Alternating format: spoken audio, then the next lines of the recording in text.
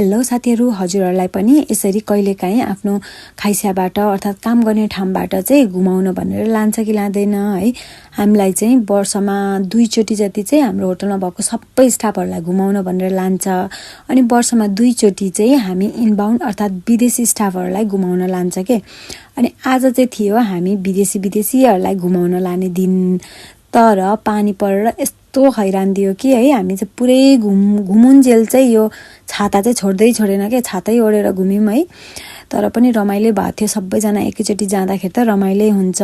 अनि धेरै टाढा पनि लय थिएन के, हामीलाई चाहिँ एक दिनको टुर हो नि त। अनि त्यही भएर 30 देखि 45 मिनेट जति लाग्ने ठाउँमा मात्रै लिएर गएको थियो। यो चाहिँ हामी एकदमै धेरै आइसकेको छौं, यो ठाउँमा चाहिँ 5-6 चोटी नै आइसकेको छ मलाई। तर पहिलो चोटी आउने मान्छेहरुलाई चाहिँ यो ठाउँ एकदमै राम्रो लाग्छ है। अनि भिडियो फोटोहरु पनि एकदमै राम्रो आउँछ के। यो चाहिँ एकदमै पुरानो त्यो संरचनाहरु भएको ठाउँ रहेछ क्या हो है।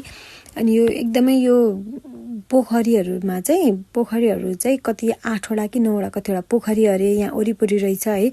यस्तो गहिरो कि है, त्यो माछाहरु पनि कहाँ तल घुमिरहेको जस्तो देखिने के। यिनीहरु त माथि नै थियो, तर तल गहिरो वाला पोखरी चाहिँ एकदमै धेरै वटा रहेछ यहाँ चाहिँ। अनि यस्तो यो पुरानो घरहरु है, अनि नेपालमा भए जस्तै यस्तो झुपडी घरहरु पनि थियो। अनि हेर्नको लागि होला सायद कति धेरै मान्छेहरु आउँछ, कति धेरै भिड हुन्छ के। यो चाहिँ टुरिस्ट एरिया हो नि त। अनि अझ हामी बसेको ठाउँहरु त एकदमै टुरिस्ट एरिया छ। अनि यसरी यो ओखासीहरु बेच्न चाहिँ जहिल्यै राखेको हुन्छ क्या। अनि बाबुले पनि एउटा ओखासी चाहिँ टिपिहाल्यो। आफ्नो बच्चा लिएर जाँदै हुनुहुन्छ भने चाहिँ पर्सनली धेरै पैसा लिएर हिँड्नु होला, किनभने जे भेट्यो त्यही उनीहरुलाई चाहिहाल्छ है, बच्चा त हो। अनि आइसक्रिम पनि उसैले खायो। अनि त्यस पछाडी चाहिँ यस्तै यो अर्को पोखरी भनेर हेर्न गएको थियौं हामी चाहिँ। अनि के हेरिम यहाँनेरि पनि पुरै त्यो घरहरु रहेछ पुरानो है। अनि यहाँनेरि चाहिँ एउटा म्युजियम जस्तो पनि थियो, यो भित्र चाहिँ म्युजियम पनि थियो। अनि त्यो म्युजियम भित्र चाहिँ पसेनौं हामी, पहिले नै पसिसकेको हो कि हामी चाहिँ म्युजियममा पनि। अनि यस्तो कलरफुल यो माछाहरु छ के, कस्तो।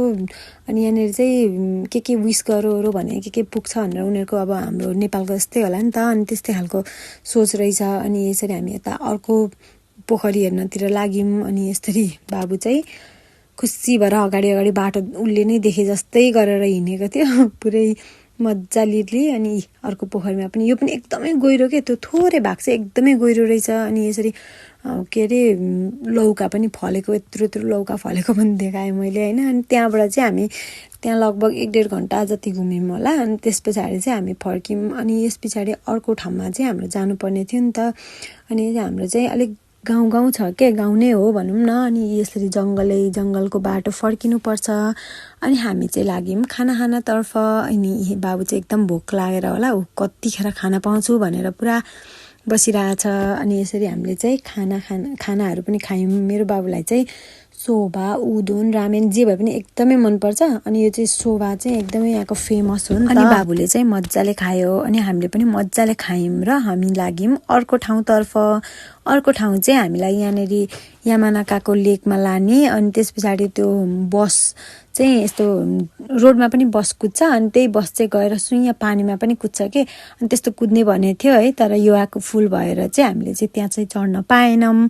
तर हामीलाई चाहिँ यो ठुलो बोटमा चढाउने भनेर लिएर गएको थियो है। अनि त्यहाँ अलिकति पानी रोकिसकेको थियो के त्यतिखेर चाहिँ। अनि रै पनि अलिअलि त परिराखेको छ। अनि बाबु चाहिँ खुसी भएर झन् चढ्ने भनेपछि त झन् खुसी भएर जाँदैछ। अनि यसरी माछालाई खुवाउन भनेर पनि यस्तो चारोहरु पनि दिएको थियो कि हामीलाई चाहिँ एकैवटा। अनि उसले चाहिँ मजाले खुवायो। माछाहरु पनि कत्रो है, कस्तो कलरफुल छ फेरि माछाहरु पनि। अनि त्यसमा चाहिँ उसले माछाहरुलाई फिड गरायो। अनि त्यसपछि चाहिँ हामी लाग्यौं अब त्यो फुने चढ्नलाई। अनि त्यहाँ भित्र पनि चढिसकेपछि चाहिँ एकदमै रमाइलो हुन्छ के है। बाहिरको भ्यूहरु चाहिँ एकदम राम्रो देखिन्छ। अनि उ चाहिँ पुरा झ्यालको छेउमा बसेर हेरिराखेको छ। अनि मेरो यो मिनी भ्लग अर्थात आजको हाम्रो घुमघाम चाहिँ यही सकिन्छ। त्यसपछि हामी होटल फर्क्यौं। Thanks for watching. यति लामो भिडियो हेरिदिनु भएकोमा धन्यवाद। Bye by.